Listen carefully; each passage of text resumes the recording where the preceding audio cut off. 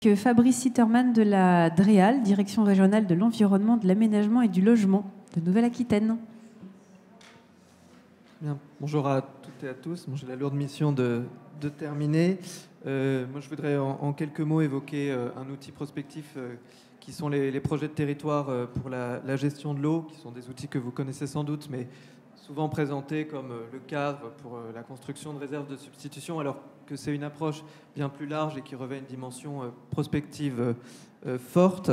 Ce qui est particulièrement important en Nouvelle-Aquitaine, on est sur de nombreux bassins qui sont en déficit chronique sur le plan quantitatif, et ce qui plaide fortement pour ce type de démarche. Pour vous donner juste un ordre de grandeur, sur le bassin Adour-Garonne, en lien avec le changement climatique, on estime que le déficit quantitatif, qui est aujourd'hui de 250 millions de mètres cubes par an, il est amené à l'horizon 2050 à augmenter de 1 milliard de mètres cubes par an. Ça donne une idée vraiment de l'ampleur du défi qui est devant nous.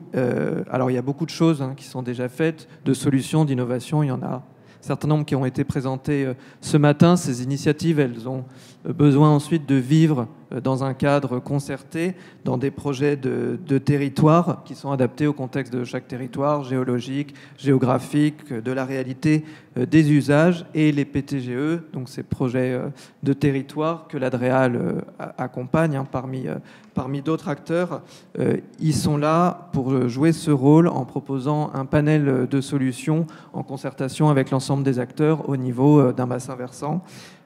Et en s'appuyant en premier lieu sur un diagnostic partagé, quantitatif, sur l'eau et sur les impacts du changement climatique. Donc vraiment cette vision prospective, et derrière, sur lequel va s'appuyer un ensemble de solutions de différentes natures, et en partant d'abord de la sobriété, de la réduction des usages, pour aller jusqu'à, lorsque c'est nécessaire, la question des réserves de stockage. En Nouvelle-Aquitaine, on est très concerné. Il y a une quinzaine de PTGE qui sont à des stades différents. Il y en a quelques-uns qui sont adoptés, déjà en cours de mise en œuvre, d'autres qui sont en projet, quelques-uns qui sont encore juste en émergence.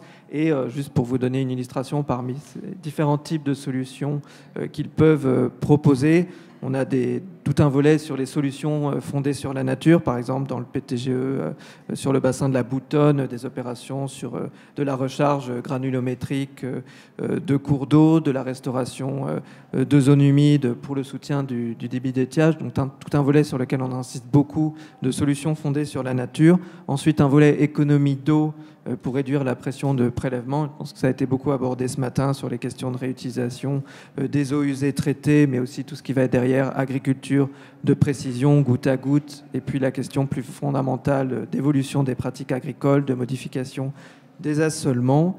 Et puis je terminerai donc en évoquant toujours dans cette logique de réduction des prélèvements à l'étiage, les solutions de stockage, qu'il s'agisse des retenues de substitution, dont on voit qu'elles génèrent souvent des tensions sur le territoire, même quand elles ont lieu dans le cadre de démarches de territoire, mais ça peut être aussi la mobilisation des grands réservoirs hydroélectriques pour assurer aussi du soutien d'étiage. C'est des solutions qui sont en cours de réflexion. Donc vous le voyez, beaucoup de solutions, mais aussi parfois beaucoup de difficultés dans ces démarches qui aujourd'hui sont évoquées aussi dans le cadre du Varenne de l'eau agricole et sur l'adaptation au changement climatique, et à l'issue desquelles cette démarche de PTGE devrait sortir renforcée, avec même l'idée d'en accélérer le déploiement dans les territoires.